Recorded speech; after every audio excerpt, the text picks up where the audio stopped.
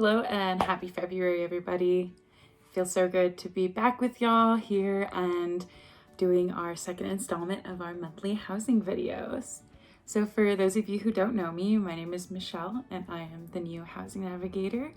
I'm here to help you with any questions you may have about either getting or staying housed. So if you have any questions in that realm, feel free to send me an email at any time and I'll be happy to see if I can help you.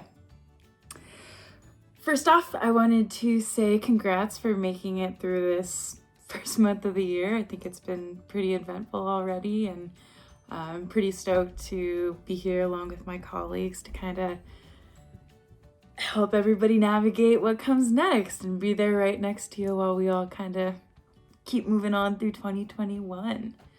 Like Tommy said last month, I also wanted to just extend a thank you so much for everybody being so patient with us while we really try and navigate how to give care to everybody in the most safe way possible. We really hope to be getting back in person soon and be able to kick butt in office again. Yeah, and with that, I'd like to move on to the rest of our video. First off, big shout out to Tommy for last month's video. If you haven't yet checked it out, definitely go back, check it out. You will not be sorry. So I'm going to be kind of switching gears a little bit for my videos. I wanted to bring y'all a segment called Stuff You Wish You Would Have Learned in School. So during my times, during our monthly videos, I'll be giving y'all tips and tricks and other ways to save money, save time, and definitely save a whole lot of grief.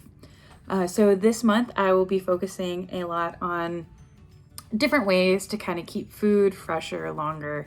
I know I personally hate buying food one week and then having it immediately go bad and having to kind of waste all this money and throw things away. So yeah, I won't leave you guys waiting any longer. Here is stuff you wish you would have learned in school. So first, I am going to be talking a little bit about bananas. So it seems like these turn brown as soon as you bring them home. While I was scouring the internet, one trick I did find was to use either plastic wrap like this or part of a sandwich bag, basically anything plastic, and you are going to separate all your bananas. So your dudes like this, take them all apart. And then here are these little green stems. You are just going to wrap them in the plastic wrap.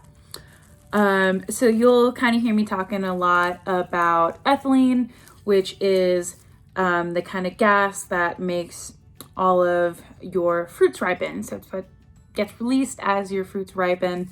When you do this to the bananas, it stops those gases from basically being released to the rest of your banana. So hopefully these little spots don't get any bigger anytime soon.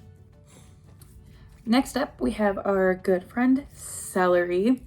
So celery, as it ripens, also releases that ethylene gas.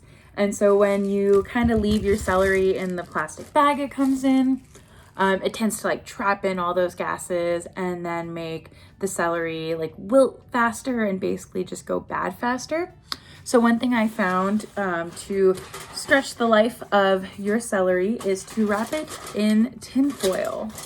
So wrapping the celery in all around tin foil will basically help let that gas be released and not stay trapped in and basically spoiling your celery. And now for pineapple. So this trick doesn't necessarily keep it riper longer. It kind of just helps your whole pineapple taste better. So when pineapples are being stored, they're usually held like this at the store for a pretty long part of their life. In that time, the sugars naturally just kind of fall towards the bottom of your pineapple. In order to distribute all those sugars to the rest of your pineapple so every bite can taste just as yummy, you can either take off this top and set it on your counter like this, or you can set it straight on top of these little leaves and then kind of lean it on something. Up to you. Either way though, it'll help all those sugars kind of go back down, and also help with the bottom of your pineapple getting mushy. And here we got tomatoes. So I personally like the little dudes, but regardless what kind of tomatoes you're working with in your kitchen, they should always be left on the counter. So these little dudes and all other tomatoes don't do quite as well when they're in the cold temperatures of your fridge, and that tends to make them kind of go bad and get sad faster. So in order to preserve the life of all of your tomatoes, you're going to want to keep them in room temperature on your counter. So next I'm going to show you how to regrow green onion. As you see, I have quite a few here. They can be done with all of them. So typically you're going to use like the green part and the white part, and you'll cut it around there, right? So you have this kind of little piece left with the roots. So what you want to do to have an infinite amount of green onions and never have to buy them at the store again is you are going to take what is left when you're done cooking. So this little part right here, and you are just going to keep that submerged in water. What I've done before, if I only have like one, or kind of my vessel's a little big and it might drop all the way through, is just using little toothpicks and kind of stab it in just a little bit, and kind of help it tether on the sides, kind of like this, if you would. I've even put them into a garden in the spring when the weather gets nice, or you can just keep growing them in any kind of a vessel that holds water. Just be sure to change that water every few days, and if the water starts to get low, definitely give it some more. But that is how you will never have to buy a bundle of green onions again. So here I have two examples of different things that can be kept longer when submerged in water. So first I have some asparagus, and you want to treat your asparagus as you would roses or any other flowers. You're just going to put them in with water. Make sure you change that water every couple of days or anytime it's starting to look questionable. And if the water gets a little low, add more. I also have some cilantro here that we've been doing in our refrigerator. I mean, we've had this cilantro for a few weeks now, and it's still doing great. So this is one we definitely use in my house a whole lot. So basically how it works is the water is able to go in through the bottoms of your asparagus or your cilantro, and it helps everything just kind of stay crisp and stay moist. Sorry, I know people don't like that word. You can also do it with celery. I know a lot of people will stick their celery into water as well to keep it from getting limp. So if you don't really like boil, you can also do it with your celery. Alrighty, so this next tip is going to work best with the bags that typically like your frozen vegetables will come in.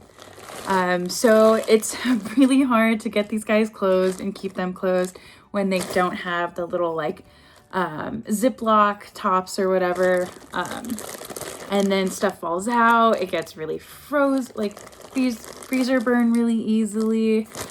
So one thing that I found online was instead of trying to roll it, or instead of trying to use a rubber band, you just cut, I won't actually do in this one because it's not open yet. You're just gonna cut a little V or triangle out of the top until your bag looks kind of like this.